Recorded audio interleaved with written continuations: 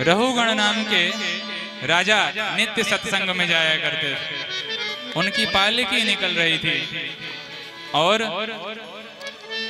पालकी में एक कहार बीमार पड़ गया तो कहारों ने जड़ भरत जी को ही पकड़ के पालकी में लगा लिया और जड़ भरत जी मस्त महात्मा लग भी गए। राजा की पालकी अपने कंधे पर ले ली, लेकिन चलना तो उनको अपनी चाल से ही है।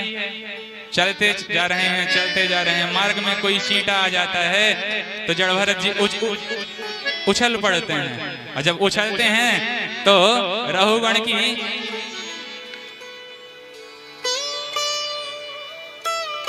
जो रहुगण का सिर है वो पालकी के छत से टकराता है। वेदना होती है तो रहुगण ने कहा, भो भो डारा साधत क्रमित विस्मते क्रमित विषम मुह्यते यानम। हे बोढ़ारो, तुमसे सही चलना नहीं आता क्या? मुझको पीड़ा हो रही है, पालकी ढंग से चलाओ। तो कहारों ने कहा, महाराज अयम अधुनैप नियुक्तोपि न द्रुतम ब्रजत यानम। हमने अभी अभी जिसको पालकी में लगाया है वह सही नहीं चल रहा है। तो रहुगण ने ध्यान से देखा तो जड़ भरत जी का खाया पिया देह था, मस्त था। तो रहुगण ने जड़ भरत जी के ऊपर व्यंग्य किया कि हाँ कितना दुबला पतला तो महात्मा है, एक एक हड्डी बेचारे की चमक रही है। तुम लोग अभी अभी पालकी में लगे हो, ये बेचारा कब का लगा हुआ है, थक गया होगा। जब जड़ भरत जी ने ऐसे व्यंग वचन सुने राजा रहुगण के तो आज जीवन में पहली बार रहुगण के सामने जड़ भरत जी ने अपना मुंह खोला। अब तक राजा जड़ भरत ने अब तक उन जड़ भरत जी ने अपना मुंह नहीं खोला था, लेकिन आज जीवन में पहली बार कुछ बोले। क्यों जी, आज ही क्यों बोले? जड़ भरत जी ने विचार किया कि यदि मैं आज भी नहीं बोलूंगा तो ये रहुगण मेरा अपमान करता रहेगा, तो मुझे तो कोई फर्क नहीं पड़ता, लेकिन मेरे अपमान करने का फल इसको भोगना पड़ेगा। और एक बार संत जिसका अपना भार कंधे पर उठा लेते हैं फिर उसको यम की यातना सहना नहीं पड़ता। और अगर आज इसने मेरा अनादर कर दिया तो इसको यम की यातना सहना पड़ेगा। इसलिए कहीं इसका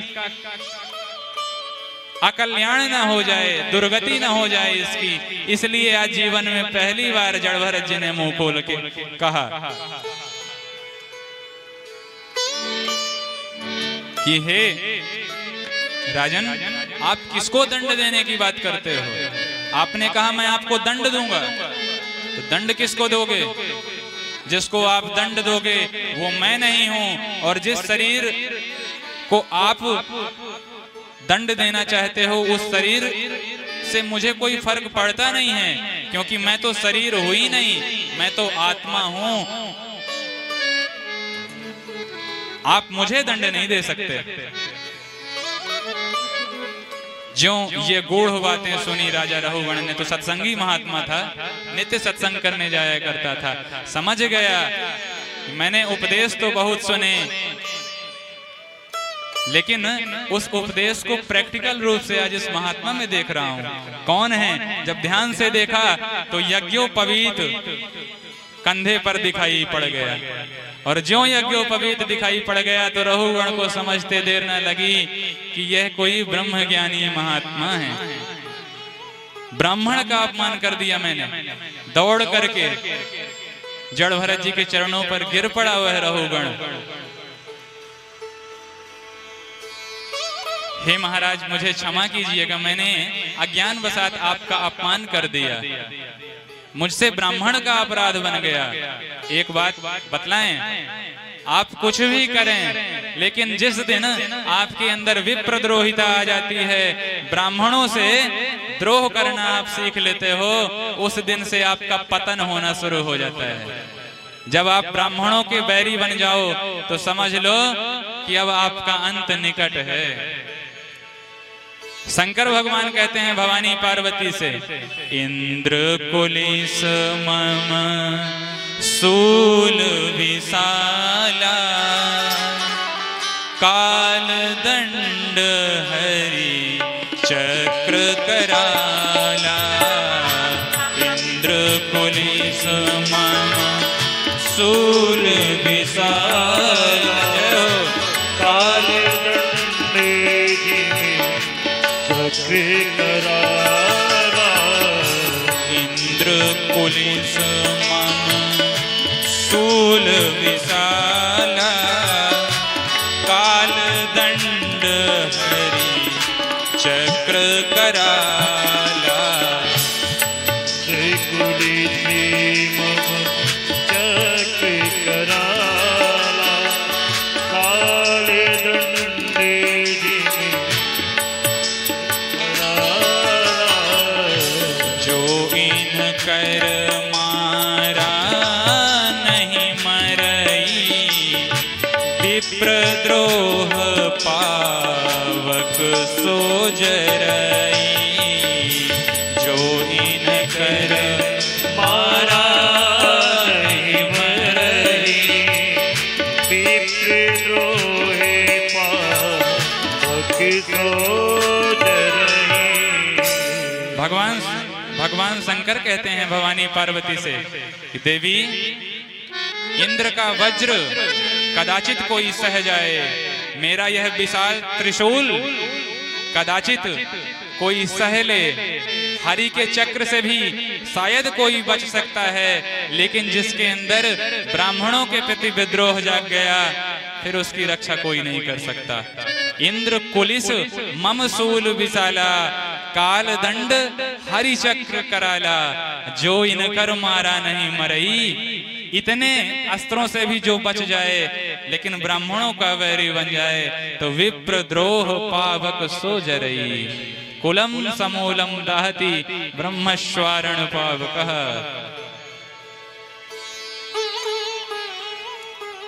ब्रह्म दंड से फिर कोई नहीं बचा सकता उस व्यक्ति को।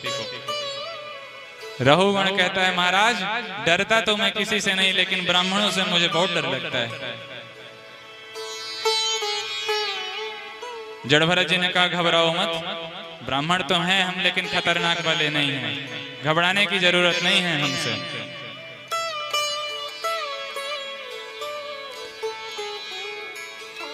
रहुगण ने पूछा, महाराज मैं आपसे कुछ पूछना चाहता हूं, बतलाएंगे? जड़ भरत जी ने कहा, पूछो।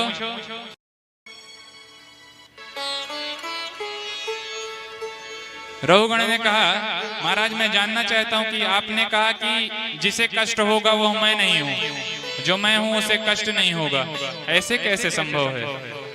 क्योंकि अगर बटलोही में पानी रख के उस पर चावल गर्म किया जाता है, तो बटलोही के गर्म होने से जल गर्म होता है, जल के गर्म होने से चावल गर्म होता है। तो जैसे आग बटलोही से होती हुई चावल तक प्रविष्ट हो जाती है, ऐसे ही तो शरीर से प्रविष्ट होता हुआ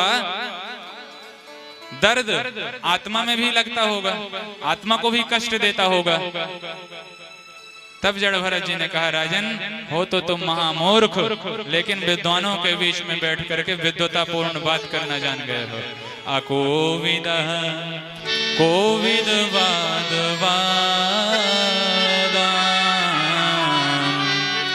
वदस्यथो नाति विदां वरिष्ठ, न सूरयो हि व्यवहार में तत्वावमर्षेण सहा मनन्ति। अकोविदः कोविदवाद वादान, वो तो परम अकोविद महामूर्ख, लेकिन विद्वानों के बीच में बैठ करके विद्वतापूर्ण बात करना सीख लिया तुमने। तुम जो दृष्टांत दे रहे हो वो सावयव पदार्थों का दे रहे हो और घटा निरवयव पदार्थों के साथ रहे हो। तुम जिनका दृष्टांत दे रहे हो उन्हें तुम छू भी सकते हो, देख भी सकते हो। चावल को, बटलोही को, जल को, आग को तुम छू भी सकते हो, देख भी सकते हो, इनका अनुभव भी कर सकते हो। और घटा रहे हो आत्मा के साथ में, जिसे तुम न देख सकते हो, न छू सकते हो, न जान सकते हो।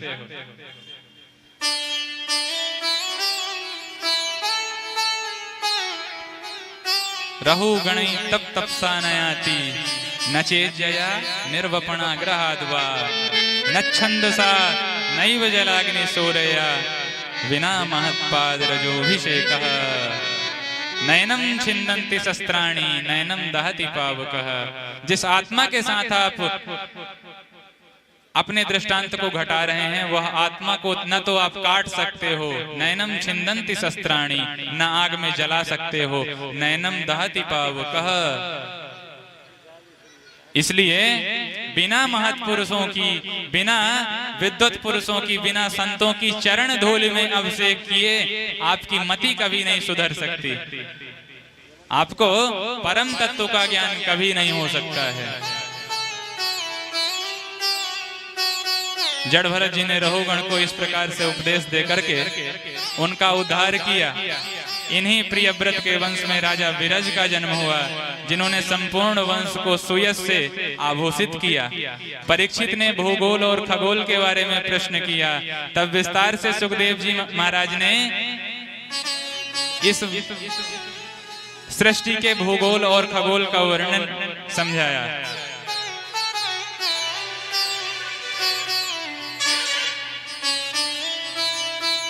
और भूगोल खगोल की महिमा का वर्णन करते हुए अंतिम में सुखदेव महामुनि इस भारतवर्ष की मुक्त कंठ महिमा गा उठे।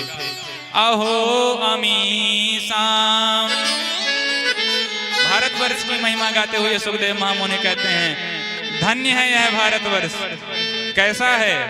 अहो अमीसाम किम कारी शोभनम प्रसन्न एसाम स्वदितु स्वयं हरि यैर्जन्म लब्धम नृषु भारताजिरे मुकुंद सेवो पैको स्पृहाहीनः। धन्य है यह भारतवर्ष जहाँ भगवान के विविध अवतार होते हैं। भगवान के जितने भी अवतार हुए वो इस भारत भूमि में ही हुए। तो फिर आप प्रश्न कर सकते हैं क्या भगवान भी भारतीय हैं? और अगर भगवान भारतीय हैं, भारत में ही सारे अवतार होते हैं, तो फिर भगवान को जगन्नाथ क्यों कहा जाता है? वो इसलिए क्योंकि संपूर्ण सृष्टि भगवान का विराट शरीर है, विराट अंग है, लेकिन ये जो भारतवर्ष है ये भगवान का हृदय है। और जब जब इस भारतवर्ष में धर्म का पराभव होगा, धर्म की हानि होगी, तो धर्म संस्थापनार्थाय संभवामि युगे युगे। इस भारत भूमि में धर्म की रक्षा करने के लिए भगवान का इसी भूमि में अवतार हुआ करता है। किसी के हाथ कट जाएं तो वह रह सकता है, पैर कट जाएं तो वह रह सकता है, कदाचित आंख फूट जाए फिर भी रह सकता है, लेकिन अगर हार्ट अटैक आ जाए तब नहीं रह सकता। इसी प्रकार संपूर्ण सृष्टि भगवान का श्री अंग है, लेकिन उनमें यह भारतवर्ष भगवान का हृदय है। और जब तक भारत वर्ष में भगवान के हृदय में धर्म की धड़कन धड़कती रहेगी, तब तक विश्व में धर्म की जय जयकार होती रहेगी। और अगर भारत से धर्म का नाश हो गया तो विश्व धर्म विहीन हो जाएगा। इसलिए भगवान धर्म की रक्षा करने के लिए भारत में अवतीर्ण होते हैं। और इतने देश हैं पर किसी को माँ का दर्जा प्राप्त नहीं है। अमेरिका माता, इंग्लैंड माता नहीं कहा जाता, वो तो उनका नाम ही होता है बस। लेकिन भारत को माता कहा जाता है, और पुत्र का जन्म तो माता के गर्भ से ही होता है। इसलिए भगवान का विभिन्न अवतार केवल और केवल भारत भूमि में होता है। इसलिए धन्य है यह भारत भूमि जहाँ भगवान के दिव्य गुणगण सुना करके संत प्रजा को धन्य करते हैं। भगवान के उत्सव मना करके भक्त धन्य होते हैं। कहीं रामनवमी की धूम है तो कहीं कृष्ण जन्माष्टमी मनाई जाती है, कभी महाशिवरात्रि मनाई जा रही है। धन्य है यह भारतवर्ष, धन्य है भारतीय वसुंधरा। इस प्रकार सुखदेव महामुनि मुक्त कंठ भारतवर्ष की महिमा गाते हैं। आगे सुखदेव महामुनि लोकों का वर्णन करते हुए नीचे के 7 लोक अतल वितल सुतल रसातल तलातल महातल और पाताल, ऊपर के 7 लोक भू भुवः स्वः मह जन तप और सत्य, इन 7 लोकों का वर्णन करते हैं। नीचे से ऊपर तक के ब्रह्मांड की जो दूरी है, लंबाई है, वह 50 करोड़ योजन की है। भूगोल खगोल का वर्णन कर रहे थे कि तभी महाराज परीक्षित ने नरकों के बारे में प्रश्न कर दिया कि महाराज, मैंने सुना है कि जो प्राणी पाप करता है उनको नरकों में जाना पड़ता है, तो ये नरक कहाँ होते हैं? तब सुखदेव महामुनि कहते हैं कि राजन, पृथ्वी से 99,000 योजन नीचे यमपुरी है, जहां पापियों को दंड देने के लिए यमराज स्वयं शासन करते हैं। 26 प्रकार के नरक होते हैं, तामिस्त्र, अंध्रतामिस्त्र, असिपत्रमण, लालाभक्ष, वैतरणी, पूयोध, प्राणयोध, वज्रकंटक सालमली, ये 26 प्रकार के नरक होते हैं। यस्तु पर्वत्यापत्य कलत्राप्य हरणम हरति सही काल पास बद्धो यमपुर सही रति भयानक तामिस्त्रे नरके बलान निपात्यते। जो दूसरों की स्त्री पुत्र पौत्रादिकों पर बुरी नजर रखते हैं, उनको यम पुरुष काल पास में बांध करके अति भयानक रौरव नरक में पटकते हैं। जो घर में आए हुए अतिथियों को घृणा की दृष्टि से देखते हैं, ऐसे पुरुषों को वज्रतुंड नरक में जाना पड़ता है, जहां गीध उनकी आंखें नोच नोच के खाते हैं। जब इस प्रकार से भयंकर नरकों का वर्णन सुना तो महाराज परीक्षित कांप गए। महाराज परीक्षित ने प्रश्न किया, महाराज, इन नरकों से बचने का भी कोई उपाय है क्या? इन नरकों से कैसे बचा जाए? तब सुखदेव महामुनि कहते हैं, हाँ राजन, है। इन नरकों को आप धोबी घाट समझ लीजिए। धोबी घाट में कपड़े की सफाई की जाती है। कपड़ों को साफ करने के 2 तरीके होते हैं, या तो खुद अपने हाथ से साफ कर लो, या तो फिर धोबी जी के पास भेज दो। अपने हाथ से साफ करोगे तो जरा प्रेम से करोगे, आराम से करोगे, और धोबी जी के पास भेजोगे फिर तो वो जैसा करेंगे वैसा ही करेंगे। धोबी जी कपड़ों की धुलाई करते हैं तो उनकी धुनाई भी करते हैं। आप तो इन नरकों को धोबी घाट समझ लो। और ऐसा कोई भी व्यक्ति नहीं है जिसके जीवन में पाप का दाग न लगा हो। कोई नहीं कह सकता कि मैंने जीवन में कोई भी पाप नहीं किए। सब करते हैं, कुछ ज्यादा करते हैं, कुछ कम करते हैं, करते सब हैं। तो पाप के हर दाग को छुड़ाने के लिए एक बड़ी जोरदार साबुन है महाराज परीक्षित।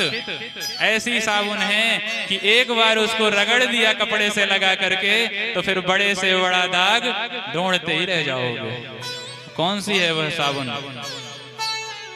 तब सुखदेव महामुनि कहते हैं, केचित केवल या भक्त्या वासुदेव परायणा अघम धुनवंती कार्त्स्नेन निहारमिव भास्करः। जिस प्रकार भुवन भास्कर मार्तंड के उदित होते ही संपूर्ण अंधकार नष्ट हो जाता है, उसी प्रकार भगवान का नाम जिह्वा से उच्चारण होने पर जीव के जन्म जन्मांतर के, कल्प कल्पांतर के, युग युगांतर के सारे पाप तत्क्षण समाप्त हो जाते हैं, तत्क्षण विनष्ट हो जाते हैं। इसलिए भगवान नाम ही वह साबुन है जिसको अपने आत्मा रूपी वस्त्र में लगा दिया जाए एक बार, तो फिर कोई भी पाप नहीं बचता है। परीक्षित ने प्रश्न किया, महाराज ये बात जरा समझ में नहीं आ रही है कि जीवन भर कोई पाप करे और एक बार भगवान का नाम ले दे तो वो पुण्यवान कैसे हो जाता है? पुनीत कैसे हो जाता है। तब सुखदेव महामुनि कहते हैं, सुनो राजन, आपको एक इतिहास की सत्य घटना सुनाते हैं। कान्य कुब्जे दुजह कश्चित दासी पति रजामिलः नामना नष्ट सदाचारौ दास्या संसर्ग दूषितः। कन्नौज में एक ब्राह्मण रहता था। कान्यकुब्ज गोत्रीय उत्पन्न एक ब्राह्मण था, नाम था अजामिल। सदाचारी ब्राह्मण था, लेकिन एक दिन समिधा लेने वन में गया तो किसी गणिका को एक काले काले पुरुष से संसर्ग करते देख लिया, तो इसका मन बिगड़ गया। बाद में इसने उसी गणिका के प्रेम में पड़ करके अपने पत्नी पुत्र आदि को छोड़ करके जंगल में उसी गणिका के साथ रह करके जीवन निर्वाहन प्रारंभ किया और कालांतर में 10 पुत्रों को इसने जन्म दिया। सबसे छोटे बेटे का नाम इसने एक संत के कहने पर नारायण रख लिया। जब इसके जीवन का अंतिम समय आया तो 4 यम के दूत इसे लेने के लिए आए। यम के दूतों को अपने पास आया हुआ देख करके अजामिल घबराता हुआ बोला, बेटा नारायण मुझे बचाओ, बेटा नारायण मुझे बचाओ।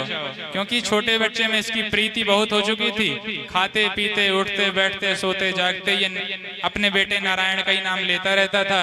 तो अंत समय जब आया तो इसने नारायण को आवाज लगाया। बेटा नारायण तो नहीं सुन पाया, लेकिन उस नारायण ने इसकी आवाज में ध्यान लगाया।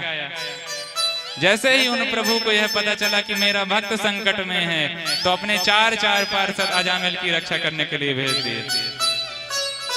सर्वे पद्म पलासाक्षा पीत कौसेय वास सह। दिव्य चतुर्भुजधारी पीतांबरधारी भगवान के 4 पार्षद आए, अजामिल को सताते हुए यमराजों को पिटाई लगाए, दूर भगाए। यमराज के पुरुष जो दूत थे उन्होंने कहा, आप 4 चमकीले चमकीले कहां से चले आए? तो विष्णु पार्षदों ने कहा, पहले तुम बताओ कि तुम काले कलूटे कौन कहां से आए? तुम हमारे प्रभु के भक्त को हाथ कैसे लगाए? तब यमदूतों ने उन विष्णु पार्षदों को समझाया कि भैया ये आपके भगवान को जानता भी नहीं है, 1 नंबर का पापी है, जीवन भर पाप किया है, इसने अपने बेटे नारायण को आवाज लगाई है।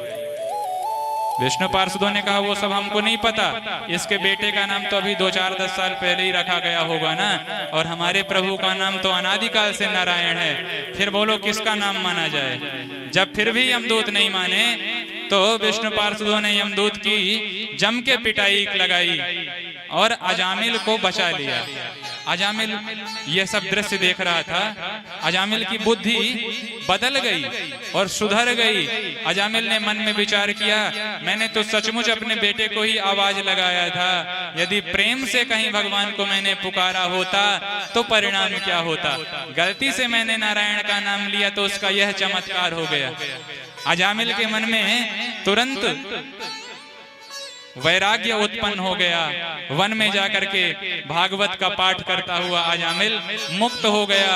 लेकिन उधर यम पुरुषों ने, यमदूतों ने यमराज के सामने जाकर के काल दंड फेंक दिया, महाराज हमको आपकी ड्यूटी नहीं करनी। क्यों, क्या हुआ? आपकी आज्ञा से हम पापी को लेने के लिए गए थे, लेकिन वहां विष्णु पार्षदों ने आकर के हमारी वो जोरदार पिटाई की, अब हमको आपकी ड्यूटी करनी नहीं है। यमराज ने कहा, बात क्या है? यमदूतों ने कहा, हम आपकी आज्ञा से उस पापी को पकड़ने के लिए गए थे, तो उसने नारायण को आवाज लगाया। जैसे ही यमदूतों ने नारायण का नाम लिया तो यमराज ने यमदूतों के मुंह पे उंगली रख दी, सावधान, पेट्रोल पंप में माचिस जलाना खतरे से खाली नहीं होता है, और तुम नरक में आके भगवान का पावन नाम ले रहे हो, कहीं ये नाम भगवान का पापियों के कान में पड़ गया तो हमारा तो धंधा ही चौपट हो जाएगा भाई। भूल करके भी भगवान का नाम यहाँ मत लो। क्यों? इस नाम की क्या विशेषता है? यमदूतों ने पूछा तो यमराज ने कहा, नाम की क्या विशेषता है, तुम अपने आंखों से ही देख के आए थे। गलती से उसने भगवान का नाम लिया था, तब तुम उसको छू भी नहीं पाए। अगर उसने प्रीति पूर्वक सचमुच भगवान का नाम लिया होता तब तो तुम उसको देख भी नहीं पाते। न द्रष्टुमपि शक्तास्ते रक्षितम राम नाम अभी। जो राम नाम से आरक्षित होता है कुदृष्टि पूर्वक उसको कोई देख भी नहीं सकता। सांकेत्यम पारिहास्यम वा स्तोभम हेलनमेव वा वैकुंठ नाम ग्रहणम शेषाघ हरम विदो। यमराज कहते हैं, कहाँ लगी नाम बड़ाई, राम न सकहीं नाम गुण गाई।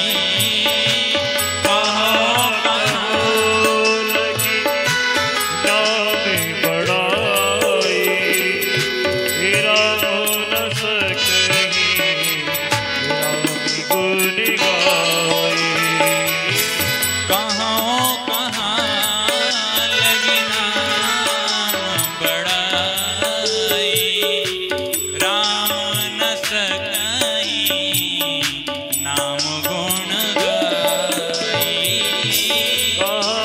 कहाँ लगी नाम बड़ाई, राम न सकहीं नाम गुण गाई। ओ सीताराम नाम भगवान की जय हो। नाम कोटि खल कुमति सुधारी। राम जी ने तो प्रकट होकर के पाषाण प्राय एक अहिल्या का उद्धार किया। राम एक तापस पियतारी, पर नाम कोटि खल कुमति सुधारी। जय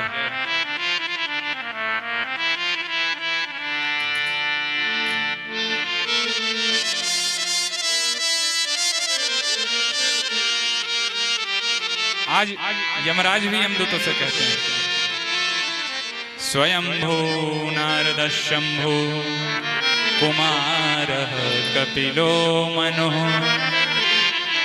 प्रहलादो जनको भीष्मो बलिर्वैयास किर्वयम्। भगवान के नाम की महिमा भगवान भी नहीं गा सकते, फिर मैं कैसे तुमको नाम की महिमा बतलाऊं। दो भाई रहते थे, एक का नाम था संत, एक का नाम था असंत। संत तो महात्माओं से प्रेम करता था, साधुओं से प्यार करता था, भगवान के गुणों से प्रेम करता था, भगवान की कथाएं सुनता रहता था और साधुओं को अपने घर बुलाता रहता था। लेकिन असंत नित्य प्रति साधुओं को गाली देता था। इसने अपने जीवन में कभी नाम नहीं लिया, भगवान का एक नाम नहीं लिया। एक दिन महात्माओं की टोली आई तो संत नाम का जो भाई था वो महात्माओं को भोजन करा के और उनसे कुछ चर्चा करने लगा कि तभी असंत आया वहां पर।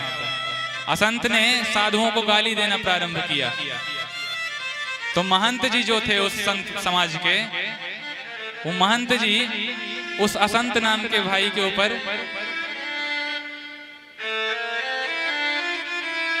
उसको अपनी गोदी में जकड़ लिया और बोले बोल।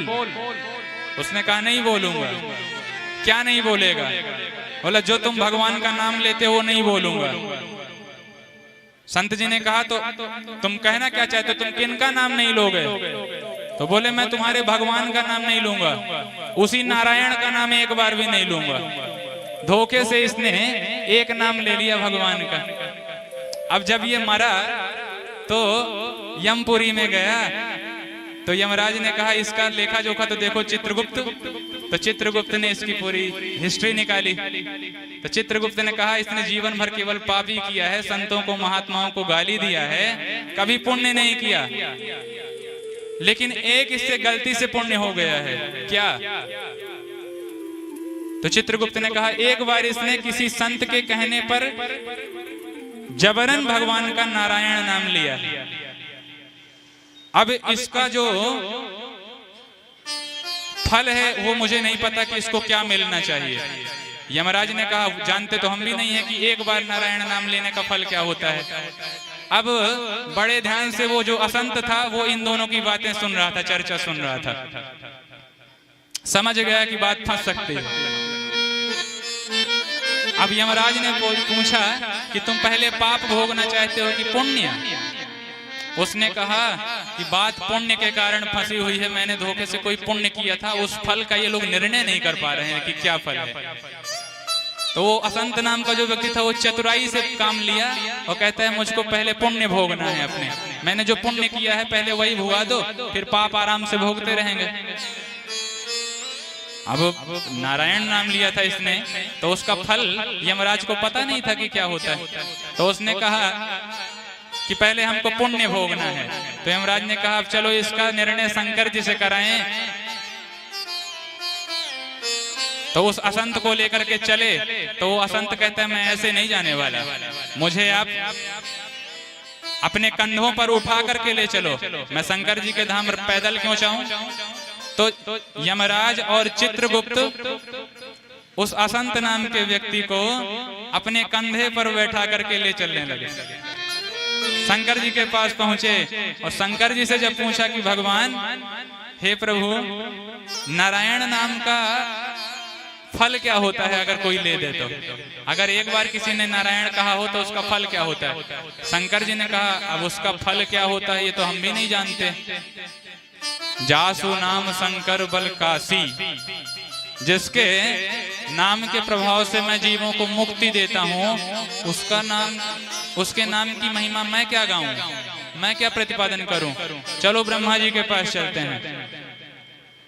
तो उसको पालकी में ले करके और शंकर जी भी चले। तो शंकर जी यमराज और चित्रगुप्त उस असंत को लेकर के ब्रह्मलोक में गए। ब्रह्मा जी से पूछा तो ब्रह्मा जी ने भी कहा हमको भी नहीं पता कि राम नाम की क्या कीमत होती। अब ब्रह्मा जी, शंकर जी, चित्रगुप्त और यमराज ये चारों आगे पीछे पालकी में लग करके उस व्यक्ति को बैठा करके बोले अब चलो जिसका नाम है उसी के पास चलें। तो भगवान श्रीमन के बैकुंठ लोक में जाकर के पहुंचे।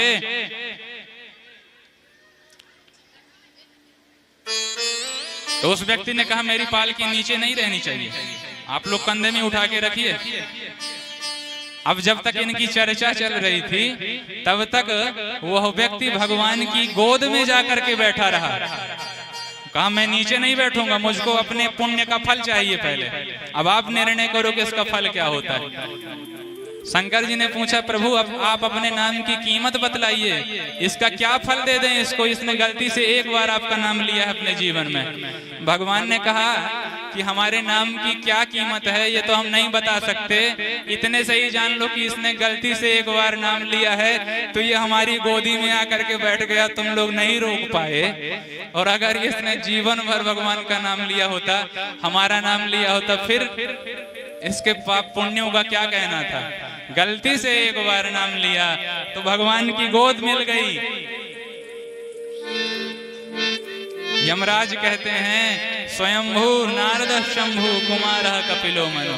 भगवान के नाम की महत्ता हम 12 लोग थोड़ा थोड़ा जानते हैं, उसमें अंतिम में वयम कह करके यमराज ने अपना भी नाम लिया। पूर्ण रूपेण तो हम नहीं जानते, लेकिन कुछ कीमत हमें पता है। सुखदेव महामुनि कहते हैं इतिहासमिमं गुह्यं भगवान कुंभ संभवः कथयामास मलय आशीनो हरिमर्जयन्। हे महाराज परीक्षित, यह पावन इतिहास की कथा मलय पर्वत पर बैठे हुए कुंभज ऋषि ने मुझे सुनाई थी, प्रसंगानुसार मैंने आपको सुनाया।